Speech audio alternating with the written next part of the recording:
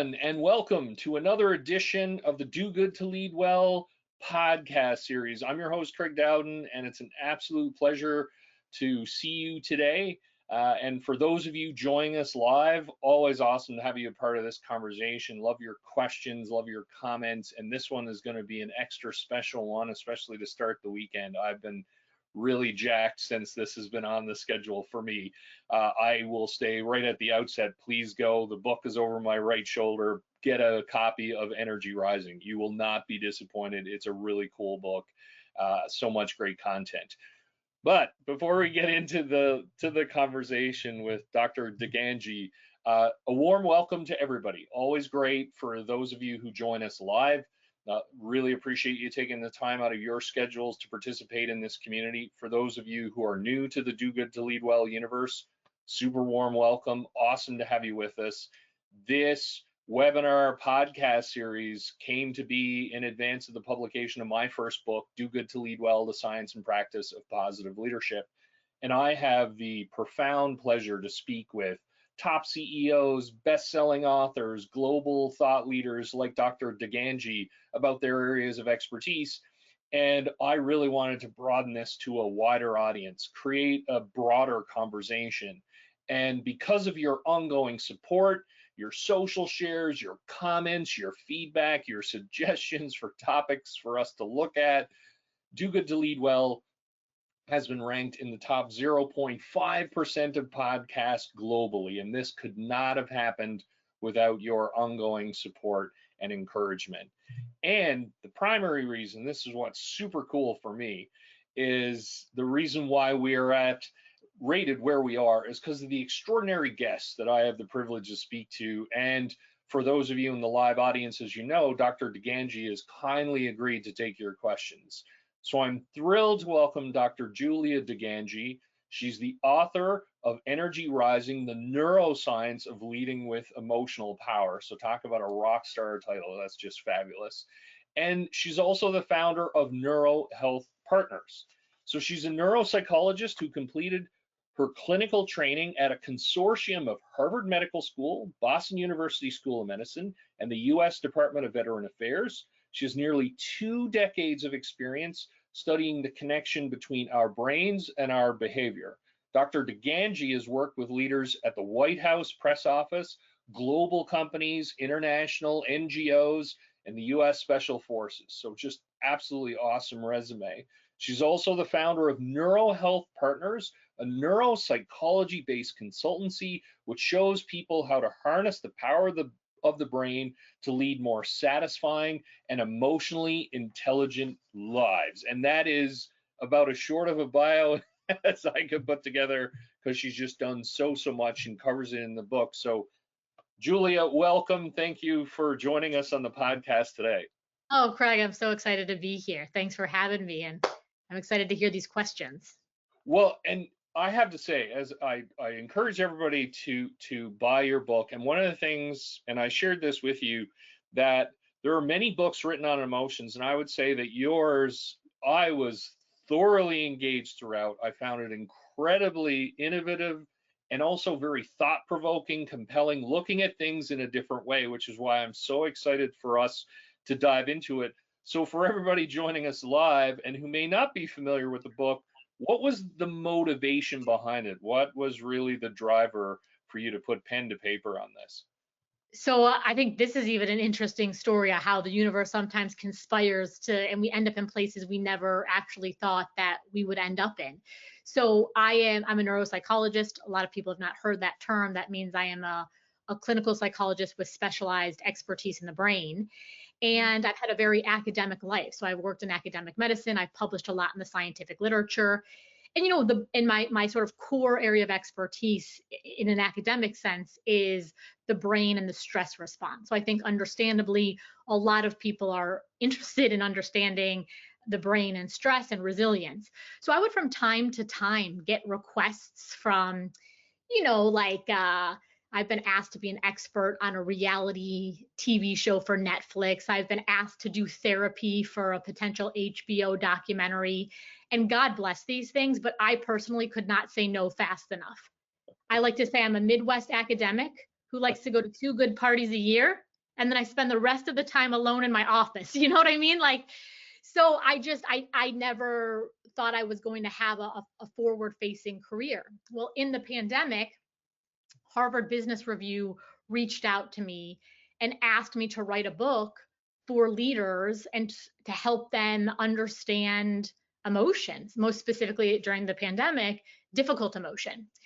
Now, prior to becoming a neuropsychologist, I had a very political career. So I worked at the White House. I worked on many races, U.S. presidential, senatorial, gubernatorial, and I did international humanitarian aid and human rights work.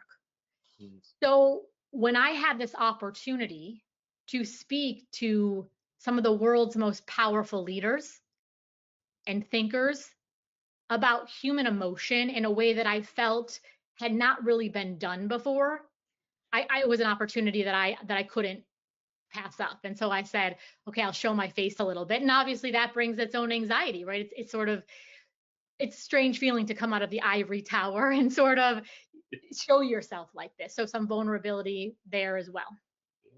Well, and I love that. And I think it's so great. And it truly is, as I mentioned, there are so many different books and they can be valuable and insightful and everything else. I love how, as I was going through, I was like, oh, that's a really interesting way, a different way to approach this. And that just, and it made so much sense in terms of, and perhaps, and I love the subtitle. I mean, I love everything about it. You talk about leading with emotional power. And I already have a couple of comments going like, I love the subtitle, what is emotional power? So on behalf of several people who are joining live, can you unpack that for us? Yes.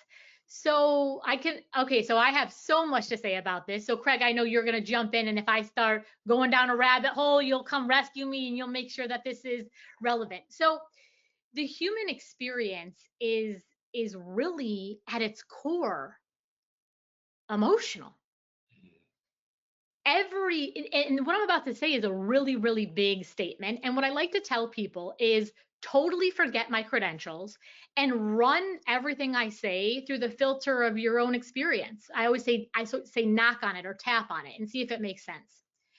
But one of the statements I want to make here is meaning itself is emotional. Think of any question in your life. Are you a good leader? I don't know. Depends on how you feel about it. Have you done enough in your life? Depends on how you feel about it. Do you have enough time? Do you have enough money? Do you have enough? I mean, should you stay in your marriage? Should you leave your marriage? The most existential questions in our life, the foundation is ultimately determined by affective circuits in the brain, meaning human emotion. So our lives, and this is such a big piece. I just actually got back from an international book tour for Energy Rising. I actually, my coffee cup today, this is kind of cool. This word here, I was in Denmark, that was part of the tour. This word, it's pronounced hygge, and it's a very popular Danish word. It kind of means like a good, cozy feeling. So I was just, overseas, all over the world, really talking about this idea that our lives and our leadership do not break down because our problems get too hard. They only and always break down when our feelings get too big. When we're suddenly too frustrated, we're too triggered, we're too jealous, we feel too misunderstood. And so the idea of emotional power is, how do we stay in the game even when our emotions really start to crescendo in a way that's painful? And so I simplify emotion and energy rising, and I say there's really only two emotional states. There's emotional pain, and by emotional pain, I don't mean you're writhing in agony. I mean any bad feeling. You're frustrated, you're irritated, you're annoyed, you're upset, you're bothered, all the way up to enraged, okay? Or you're in a state of power. You're confident, you're grounded, you're connected, you're creative.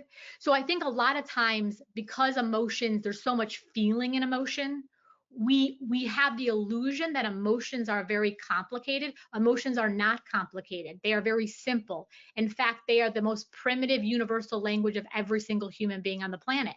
And so I think the distinction of saying you're always moving, right? There's a physics to my work. There's kind of a math, like, life is always an evolution. So there's really no stasis. Either you're moving in the direction of pain or you're moving in the direction of power. And I love, and again, so many comments coming in. That's awesome. Meaning is emotion. Such a valuable insight. And I really, one of the things that I love throughout, and we're really going to dig into this because I mean, something I love to say is great leadership starts with great self leadership, and Yeah. the book is basically like I was reading this going, this is so awesome because throughout the book, what I love and I'm assuming it was a purposeful kind of choice was around you continually challenge the reader around our responsibility and what we control and the work we need to do, even in the latter stages of the book when you're talking about, hey, let's look at connecting with others. I love that you bring it back to personal agency. Well, I got chills when you said, the most powerful form of leadership is self-leadership. And I think that's so true.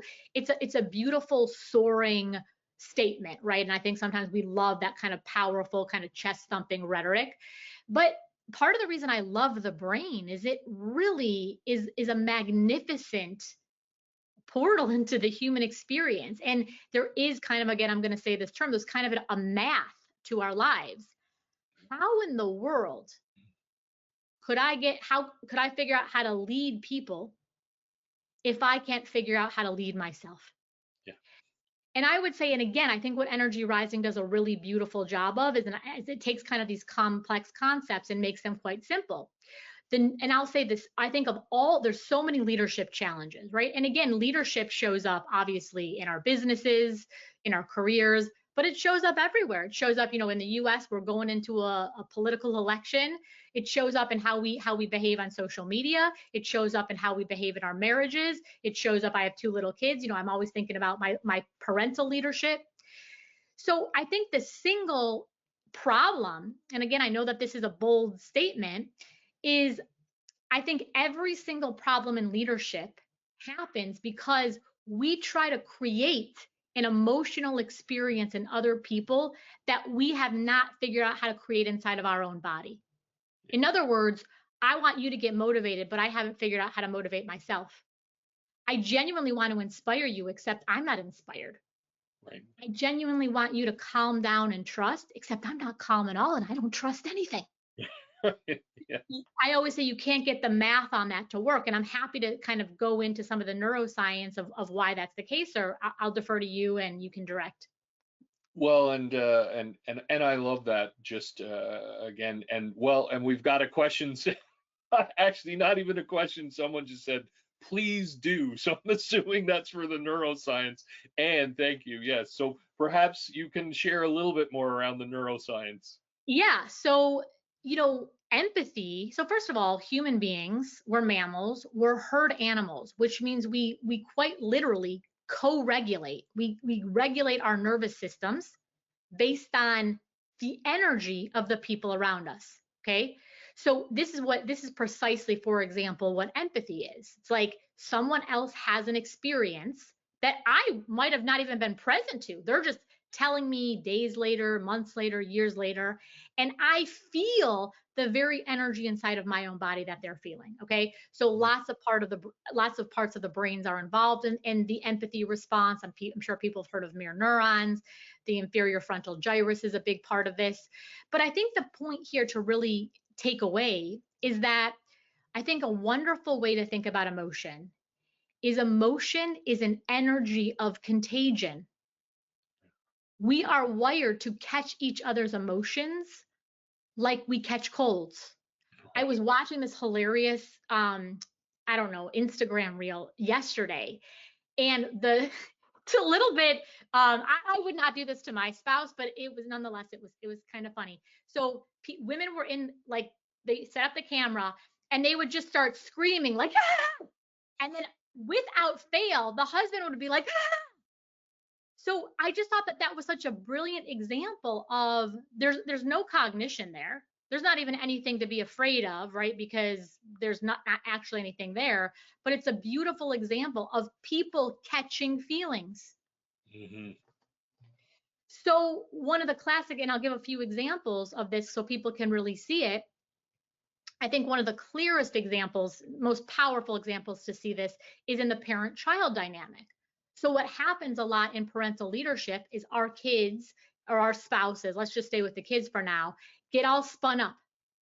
Right. And then we'll start saying things like, calm down. Well, never in the history of human beings calming down has someone shouted, calm down at you, actually caused you to calm down, right? Because Right. the real energy that's being transacted is now I'm agitated, now I'm anxious, now I'm overwhelmed. And because our primary language is a language of emotion, that's going to be the first thing received. What I tell leaders all the time is it actually doesn't matter the most the words that come out of your mouth. Right. It matters the energy with which you speak them. And I'm sure you've had plenty of examples of that where someone says something that the words themselves, if they were typed out on paper, were quite pleasant. But the way, like someone might say, I'm sorry. And you're like, I heard the words coming out of your mouth, but that felt like the furthest thing from an apology. Yes. And the converse is also true, right? Like plenty of times people have stumbled over their words and said things that were kind of awkward, but you felt the goodness, the intentionality behind their words, which is, of course, the emotional energy. So, what I want people to take away from this call is that if you're looking out at the world and you're saying, this feels too harsh, this feels like a toxic work environment, this seems like an unforgiving situation. What I get, and the thing we're talking about here is we're talking about emotional power. I'm not saying you have to be powerful, but if you're interested in the path to power, this is it. So I have to look at the very situation I'm saying is unforgiving or cruel or toxic and say, how do I embody the very values I'm saying are missing here? Right.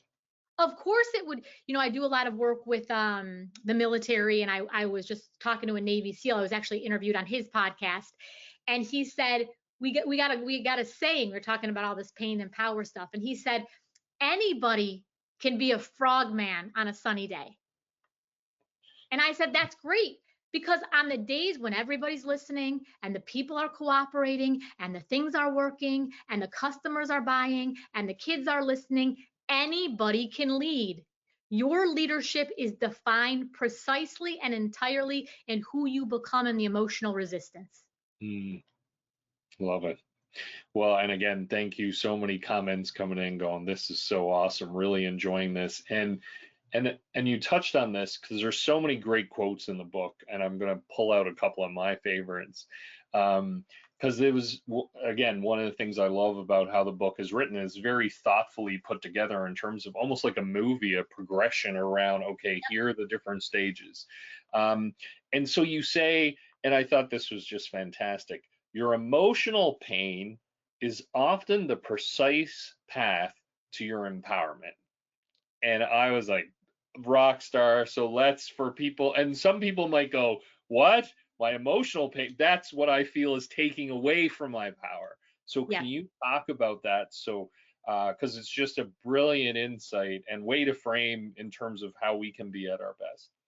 Well, and it's so counterintuitive. Yeah. If I had to say one word that described all of my work, it would be counterintuitive or opposite. And the reason this is the case is not because I love being a contrarian. It's that the brain is a pattern detector. So I think the most functional, practical, useful way to think about the brain is it's literally in the business of taking past data, what we call memories, and superimposing them on the present and the future. Okay. So I had an apple, I had an apple, I had an apple. It's a brand new situation. It's a brand new job. It's a brand new relationship. It's going to be an apple. Did it have to be an apple? No, it could have been a pen or it could have been a coffee cup. But if I put a pen in there, can you see how the brain's going to give resistance? It's going to be like, eh, eh, eh. So that feeling feels bad. Now, it feels varying degrees of bad depending on the situation, but it can get all the way up to traumatic inside of the body. Okay. So, because the brain is a pattern detector, and this is a very, very important thing, In my work, I work with corporate clients, I work with founders, I work with entrepreneurs, I work with people who want to be writers, and I also have a clinical practice. So I work with patients. Across everyone that I have worked with, not a single person has ever come to me and said, I want to talk about the one time in 1985 when my mother once said something bad to me. Right. I want to talk about the one fight I had with my partner 17 years ago. In other words, almost all of the pain that stays with us is a chronic pain. It's happening again and again and again and again and again and again and again. So you can, again, there's the pattern, right? So what we've got to realize is if the pain is chronic, is and I understand that this is a counterintuitive idea, but stay with it for a minute. Is the design, if we believe in an intelligent design, meaning we believe that the body is brilliant, the brain is brilliant, the nervous system is brilliant, those of us who believe in God, we believe that God is the supreme intelligence. These feelings are so immutable: anxiety, stress, fear, overwhelm, anxiety. Most of my career has been about anxiety. Is the only purpose of these feelings to destroy me? Right. Is the only purpose of the anxiety and the anxiety and the anxiety and the anxiety just to weaken me? Or could it be possible that if I learned how to harness the energy behind that pain, it would be the very catalyst to my empowerment? I'm going to make this more concrete in a second. But I want you to know, when I'm talking about energy, I'm not talking metaphorically, and I'm certainly not talking metaphysically. The very reason I can do my fMRI or EEG research is because we put people in scanners, we hook them up to EEG machines, and we ask them questions or we do things to them, and we see energy in their brain. We see electrochemical energy in their brain. So these painful feelings are absolutely a neurobiological energy. Well, could it be then, if ask yourself what's missing in your life? I want more confidence. The only way for me to get more confidence is to figure out how to intelligently work with the painful energy of self-doubt. Right. Mm. I want more peace in my life. I want more peace. The only way to get more peace in your life is to figure out how to intelligently work with the painful energy of uncertainty in your life. Mm. A lot of people will say to me, I want more influence in my life. I want to be more influential in my home, in my career, on social media. The only way to be more influential is to come into a more resourced ability to handle the pain of rejection. One of the most powerful questions we can ask if we really want to be leaders is, am I powerful enough to be misunderstood? Wow. Yep. Love So it. if I can't handle that, when I feel misunderstood, that I call it like it's a dog hitting the electric fence, we kind of get electrified like that, we'll retreat.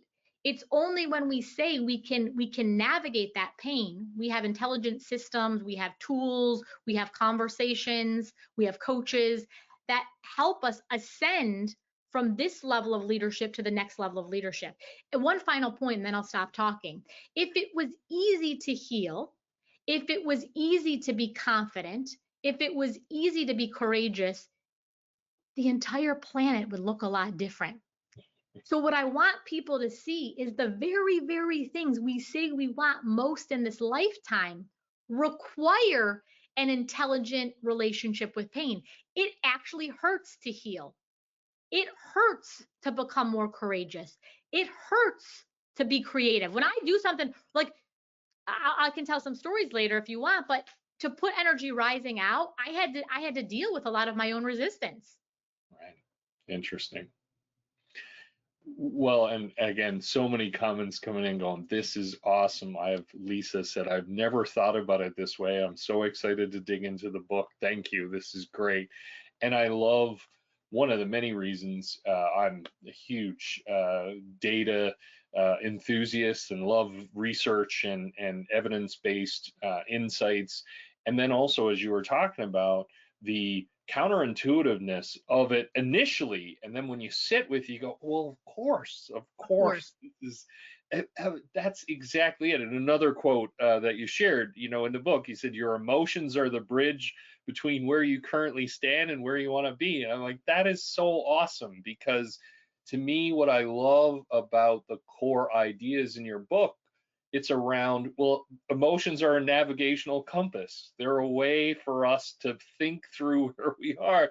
I'm like, that's so cool, because you're basically saying, hey, where do you want to go in your life, and how can you use this powerful data to get us there? One of the most powerful, and I have to say, where I stopped reading going, this is fantastic. You talk about the concept of self-division, or situations where we choose to betray ourselves. I stopped reading, and for a moment it just really just took some time to, can you talk about that idea and how that's so powerful? Yeah. I think, and just take a breath, because I know what I'm about to say again is like, it's difficult at first, and I get it. And I still struggle with all this. I always say I walk the work myself, and I think that's part of the reason why the book is so powerful, is like I'm drawing from tons and tons of professional experience, and then tons and tons of my own experience. The greatest pain in our lives comes from the things that we do to ourselves. Mm-hmm. We want to shriek about the world out there. And listen, I'm a trauma expert. I absolutely am 100% clear that the world does horrific things to us. Okay. What I'm also saying is the greatest perpetrator in our lives is ourselves. There are three engines that make up the human experience. There's the engine of behavior, there's the engine of cognition or thinking, and there's the engine of feeling. So you have behaving, you have thinking, and you have feeling. That probably makes a lot of sense to people. These, of course, require actual literal energy, right? Like if Mm-hmm. I didn't eat and I had absolutely no energy in my body, I of course could not behave and go run around my neighborhood. Okay. Thinking, we're very clear that requires energy. Feeling is very emotional. It's very energy draining. Okay. So if I were to make um, a plane, and I was like, I have these three engines, and I'm going to have a couple of the engines going in this direction and a couple of the engines going the exact opposite direction. You would be like, Julia, I hope you're not an aeronautical engineer, because that is a horrible idea. Like, why would you cancel? That doesn't make any sense. And Mm-hmm. it doesn't make any sense. But yet we live our lives like this all the time. And I'll give you some examples. We feel very much in our body exhausted. We're exhausted, we're depleted. The body's giving a lot of symbols, a lot of signs like we need rest. What do? We overwork, Right. we overdo, we overfunction. So in that moment, the energy of my emotion, the energy of my psychosomatic system is saying, I need rest. But then what does the engine of behaving do? And I would love to talk about the overs. So I overdo, I overgive, I overfunction, I overwork. In that moment, I have divided the energy of my behaving from the energy of my feeling. Okay. Mm-hmm. Here's another very, very common example that I think is going to resonate with a lot of people. It certainly resonates with me. I really want to say no. I want to say no. Somebody asks me to do the thing. It's the moment of truth. What do? I say, oh, yeah, sure. Uh-huh. Got This is the whole thing about people pleasing. People pleasing isn't, I really wanted to do it and I did it. People pleasing is, in those moments, I didn't want to do that. And yet I behaved in a way that contradicted my emotional experience. So what happens, again, here's this idea of emotional math. It's very, very simple. An energy system. So if I do that for a lot of time, I'm expending a tremendous amount of emotional energy. I'm expending a tremendous amount of behavioral or thinking energy. And it's like, if the plane was in the air, kind of going this way and kind of going that way, it would burn a lot of gas, yes. But then the pilot would look out and go, this is ridiculous. I've burned all this gas. I've spent all this time in this seat. I haven't gone anywhere. This is pointless. This is depressing. So the consequence of chronic self-division is very mathematical. I feel low energy. I feel unmotivated. I feel burnt out. I feel fatigued. And at the extreme, I feel hopeless, I feel depressed, and I feel numb. Yeah. I feel like the world won't work. Well, is it so much that the world won't work, or is it that I have not found the emotional power to align my thinking and feeling with my behaving?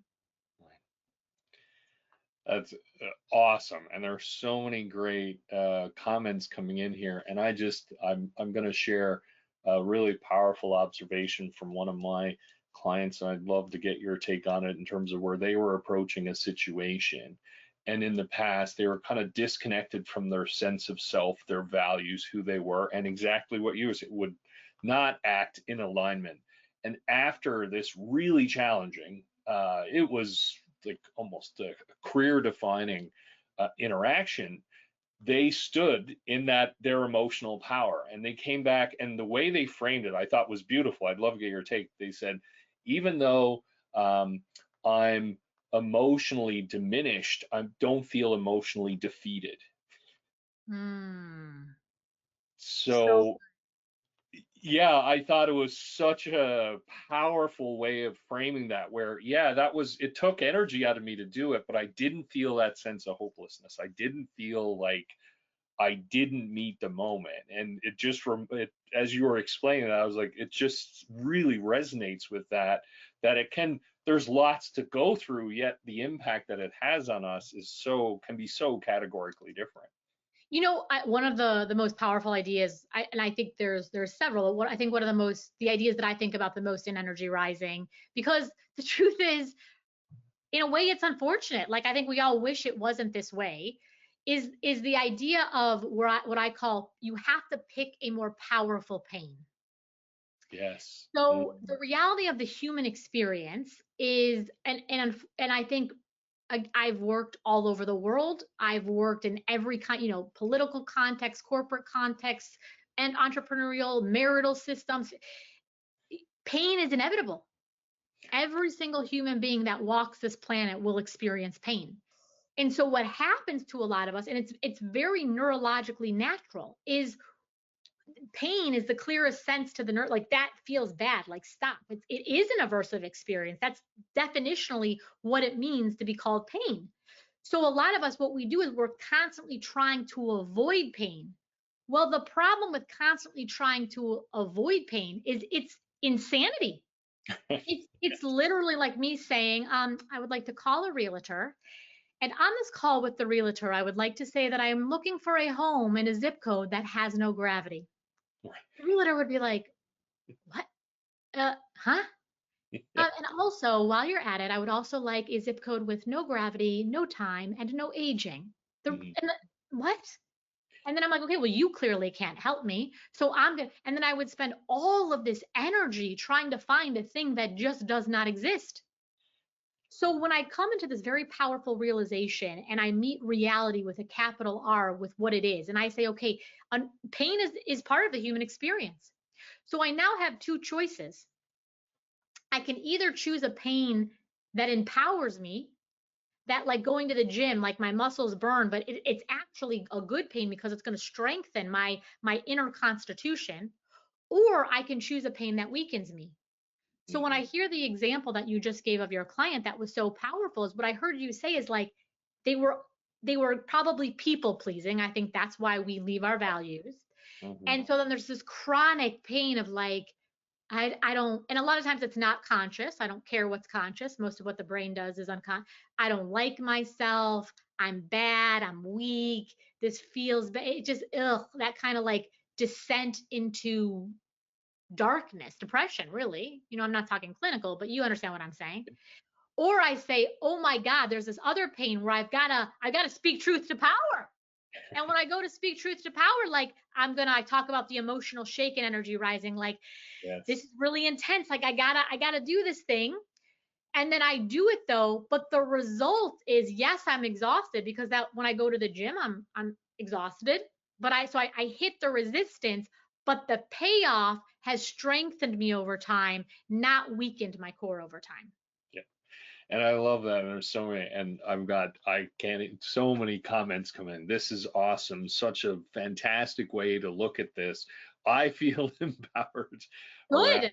engaging. Yes, I think that's awesome. And I love throughout the book, and these are the things, again, like that core message, which I constantly found not just thought provoking, not just valuable, also inspiring. Even the, as you called it, pick your pain, your emotional pain. And again, that comes back to, so I have a choice, as you just shared. And now, and there's that intentionality. It's the, and now in and of itself, now I'm acting on and I'm engaging with my world. And so that's such a powerful place to be. I just love it. And your concept of hold your shake, I thought that was brilliant, as you just talked about, where it's, hey, that's what happens at the gym when we're a little outside. That's good because we're growing. I just think that's awesome. I've got so many comments in the comments section around. Please go back to overthinking. And Yeah, Anne I would said, love to. I'm an overthinker, and so I've Okay, yeah, probably got 6 people saying we please got a do lot it. of good work to do here on the overs. Okay, so how do I want to start this? I want to start this by saying I want to actually talk about uncertainty. So, and this will lead us to the overs. So, you know how I said the brain is a pattern detector? Apple, apple, apple. So the brain is always trying to predict futures. This, I hope, makes sense to people.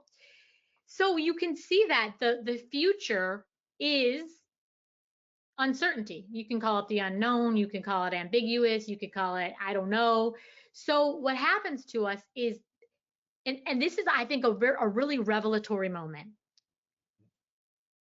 Of all of the human emotions, rage, fear, humiliation, joy, happiness, there's really only one affective experience, one emotional experience that works against the core machinery of the brain. I think this is really going to change the game for people in terms of because the human brain has an allergy to uncertainty. We all don't like it. Now, I'm not saying sometimes we're like, oh, am I going to have a surprise party, or what's my husband going to play? Like, but I think, I would say the two biggest things, there's two issues people bring me in to talk about. One is always uncertainty. I don't know what to do about this merger. I don't know what to do because the customers aren't buying. I don't know what to do because I just lost my spouse, right? So we're really grappling with uncertainty.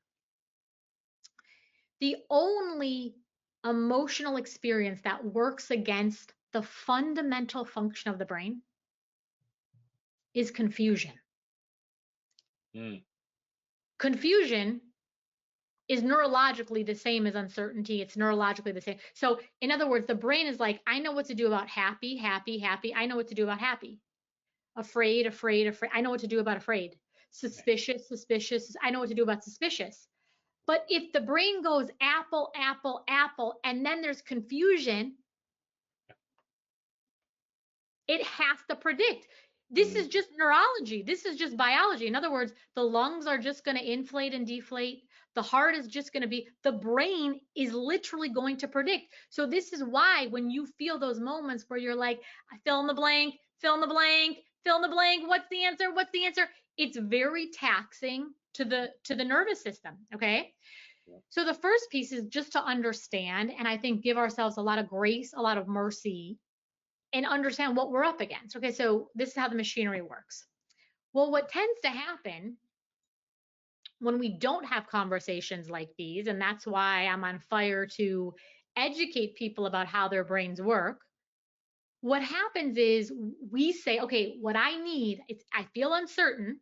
What I need is certainty.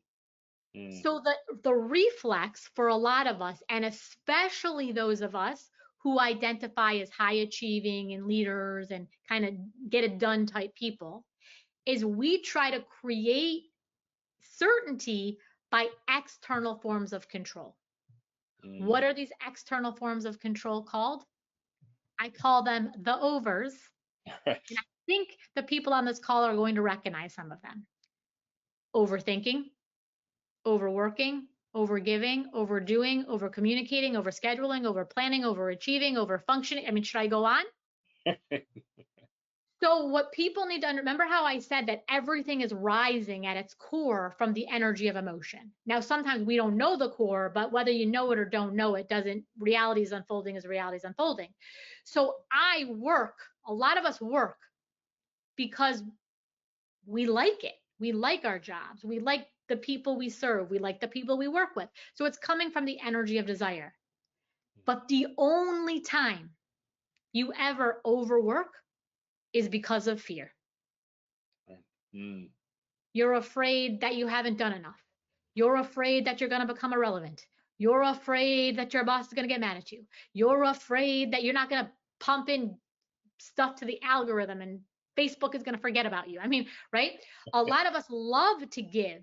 It's joyous, it's connecting, it's intimate. We only overgive because there's a core impulse of the energy of fear. Okay? So what we're trying to do in those circumstances is anytime we we're trying to control uncertainty through external measures. Right. The problem with this, and this is such a big piece, is the more you overdo it, the worse you feel. There's a math to this, okay? Just stay with me here because it's such a game changer for people. If overfunctioning was the way, you would be there by now. In other words, if overworking helped, you should now have ample times to rest. If overthinking worked, you should have solved a gazillion problems and now have all of this idle, lovely time to daydream and meditate. How is it that overthinking only seems to give me more problems to think about? How is it that overworking only seems to give me more work to do? How is it that overgiving, the very thing I'm saying I'm doing to strengthen my relationships, is only weak? The second you see the math on it, it stops you cold. I hope people are getting chills right now. Okay? So I mentioned before, so I'm fundamentally an anxiety expert. So PTSD, OCD, generalized anxiety, social anxiety, panic, all these are anxiety disorders. Technically, PTSD and DSM-5 is moved out, but we still think of PTSD as an anxiety disorder. Okay, so this is a mind-blowing moment for people. The best definition I can give you for uncertainty, the best definition I can give you for anxiety, actually, is a disturbed relationship with certainty. The more I chronically and aggressively seek certainty, the very thing I think is going to calm me down, the more anxious I get. Okay, so then the question is, well, that's weird because semantically, linguistically, it sounds like certainty should be the opposite of uncertainty. Right. Certainty is not the opposite of uncertainty. What is the opposite of uncertainty? Identity. Who do I say I am in a world that is perennially and fundamentally uncertain? Who do I say I am when the people don't agree?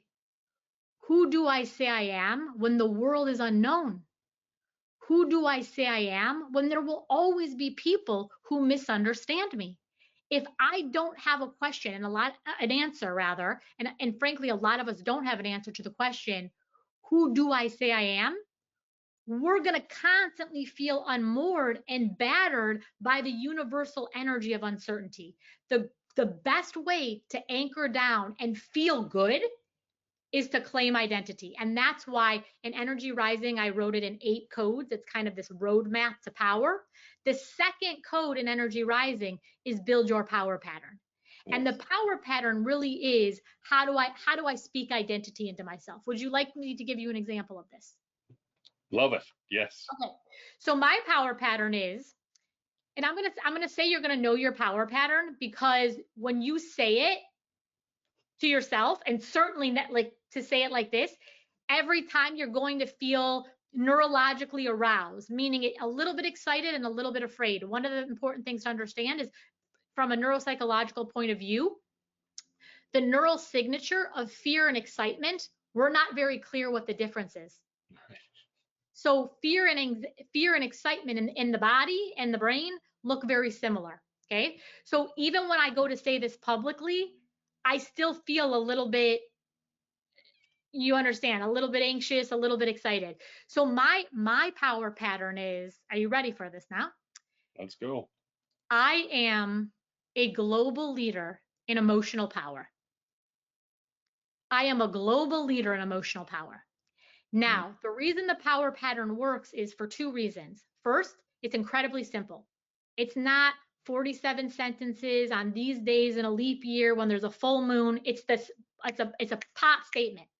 mm, The second thing is every word in that sentence matters to me. Notice how I said a leader and not the leader. If yeah. I were to say the leader, I don't believe it. I don't agree with it. I think there's tons of people like yourself doing extraordinary work in emotional intelligence. The other reason it works is it works in order for it to work, it has to work across all situations. I just mentioned I was on this international book tour and I did a lot of work. I did a ton of events, but one of the events I was really focused on this idea of constructing identity. And Mm, I was with a corporate group and I was in a city called Aarhus. And because I was in a corporate event, I was talking kind of from a corporate lens, a work lens. And a couple of people said, I totally get how this is going to work at work, but how do I get my power pattern to work at home? Because I'm thinking a lot about myself as a parent. And right. I was like, I love this question because if the power pattern is effective, it will cut across every single situation in your life. Mm, I will share a pretty intimate example. I have two young kids.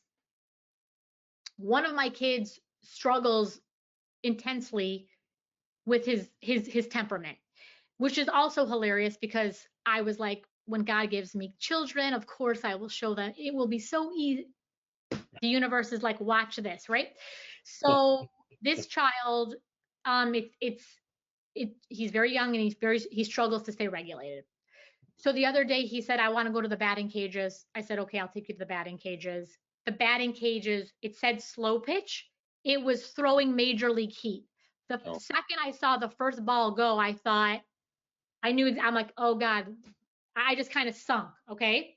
So sure enough, it's like 90 degrees. I can tell he's starting to panic. He's swinging. He's starting to cry like while it's a mess. Okay. There's all these people around, they're waiting their turn. So I'm starting to now feel I'm hot. I'm worried for him. I'm starting to I'm embarrassed. He comes out and he's like totally dysregulated. And I start to think like I'm going to say, you need to just calm down and you need to just get in the car. You need to calm down. Like the very thing I know doesn't work. right. And by the grace of God, it occurs to me, my power pattern flashes in my mind and I say, you are a global leader in emotional power. Right. And in Mm, that moment, it gave me the space I need to say, I'm not going to lose my mind because a 7-year-old's having a hard time. yeah. So Mm, I said, hey, baby, I see you need some time. Mama's going to be waiting for you in the car. I'm going to put it in the shade and turn the air conditioning on. yeah. He comes in the car and he's still kind of frazzled.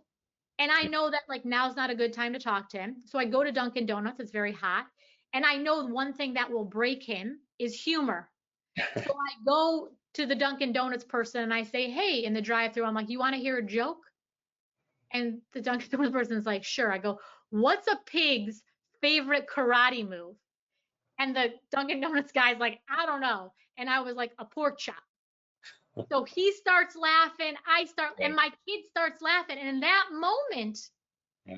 I knew that we had all kind of come back to ourselves.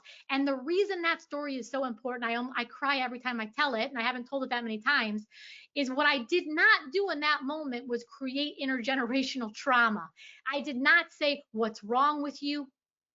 I did not say, you ungrateful little brat. Right. I did not say, you're embarrassing me. I didn't say anything. I just got in the car, waited 5 minutes, drove through a Dunkin' Donuts drive-through, and within 30 minutes, I had redeemed the situation because of my leadership, and more specifically, because of my ability to call on my power pattern. Mm. Well, and I have so many comments. Thank you. Thank you for your passion. Thank you for your vulnerability. It's just so inspiring for seeing how open you are. Just endless comments, and I echo those.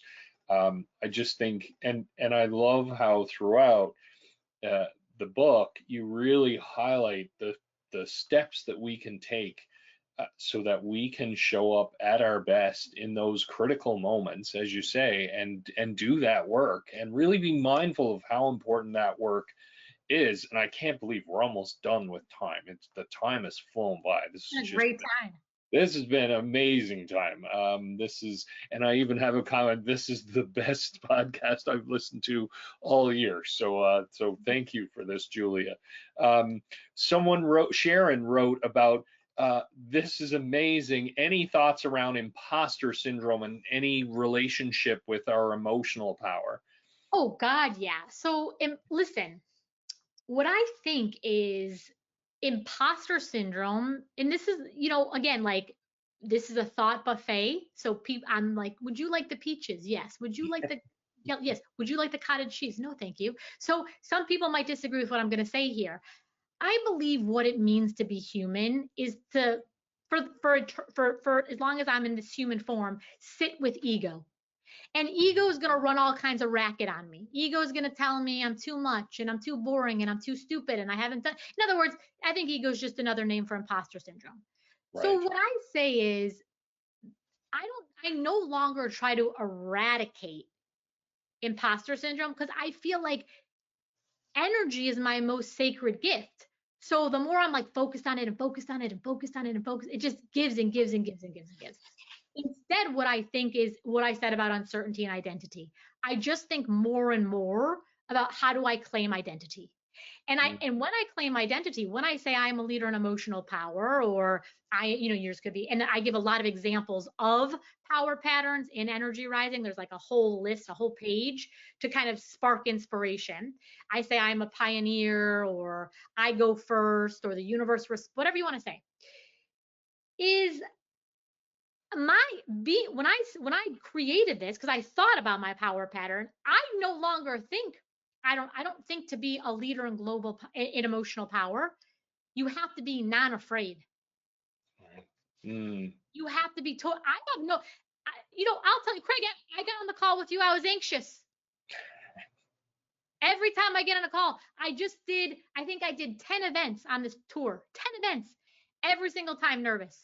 So if I interpreted that energy, it's like, I'm going to give it all kinds of story. I'm unprepared. I'm an idiot. I haven't read the latest 67 articles in the evidence-based literature. What if somebody asks me about it? That's right. And in that, I think I actually become more compelling. Yes. Because there's times where people ask me things on stage and I go, that's a great question. I don't know. Would you like me to riff out loud? And they go, yes. And I go, if I riff out loud, will you allow me to be clumsy? And do you see that creates relationship? I'm not like, everyone sit down, the doctor is in, and the doctor is in. And so, like, get out of here. So I think even when we come into identity, we get to right size imposter syndrome. And let me just say this. One of the big things there's a couple of things for me that every time I say them, they're so moving. We don't rise after pain. We rise with pain. Yeah. We rise with the anxiety. We rise with the doubt. We rise with the unknowing, you see? So if you're sitting around waiting for the day when there's no pain, wait for the day when there's no gravity. I love it. And again, thank you, and more comments about just love how open you are, and thank you for sharing your vulnerability. And for me, I think that's just such, once again, going through the book, going through all the core concepts, the exercises, the stories, it continually comes back to, well, it is that life has pain. There will be pain, lots of things that we'll have to experience and overcome and figure out. And I love how you keep coming back to it. I almost felt as you'd go along, it was almost like when you knew the reader might forget, hey, don't forget, it's your choice. Yeah. Like this is, and you would continually challenge. And I also love in the setup that you would say, you know, hey, this is probably going to challenge how you think about things. And then you would open that door and be like, boom, it is. So there's just so much, as you can tell, I mean, it's 55 minutes has just blown by. And I'm like, oh, I want to talk about the future of relationships and the magnetism and quit Oh, command. we got to do So round much. 2, Craig. I feel like we got to do round 2. We will. If you will graciously Of come course, back, of this is course. just amazing. And you can tell by so many questions, so many comments, and how your time here today has really deeply touched people and really and prompted them to think differently about their situations, which is so awesome. And again, it's just wonderful that we've connected. I know you have another kind of right after this, another interview. Any final words or where people can connect with you? This has just been awesome. So thank you again. Yeah, I guess the final word I would say is in this really gentle way. And if people don't like the word gentle, I say just be kind of scientific or just be curious, is come to these chronic pain points and notice how you've probably done the thing. In other words, the behaviors that you thought were going to get you out of pain, scores, maybe hundreds, maybe even thousands of times. And so if it hasn't delivered you, is it possible? And you have to ask this question from the energy of genuine curiosity, like don't be leading, don't lead the witness, but is it possible that there's something deeper, something redemptive, something sanctified, something empowering? And what I believe, not just because I think it's cool philosophically, but because the neuroscientific literature really aligns with this, is I think the greatest paradox on the planet is the thing that you think was here to sink you. Mm, The anxiety, the fear, the stress, the doubt is not here to sink you. It is here to lead you home. mm, And I would be happy to, I love talking about these ideas. You know, I think the best way to connect with me is on, like most people these days, on social media. So on LinkedIn, I'm at Dr. Julia DiGangi. I have a newsletter that's very actionable. So I'm on Substack at Dr. Julia DiGangi. Instagram, I'm Dr. Julia DiGangi, and Facebook, I'm just Julia DiGangi. It's my OG social media account. That's amazing. Well, thank you. And on my side, as I said at the beginning, please go out, buy yourself a copy of the book. Oh yeah, if you like this conversation, I know I'm biased, but like I think the book is really going to set you on fire. So check out Energy Rising. Yes, this is just scratched the surface on what the book is just absolutely, there's value in every single page. So thank you so much, Julia. This was just awesome. It was inspiring. And I love your closing where you said, not only is it cool philosophically, there's research that backs it up. And that's pretty well, that's my jam, and just love that. So thank you for all the amazing work that you do. Okay, everyone, until next time, bye for now. Bye.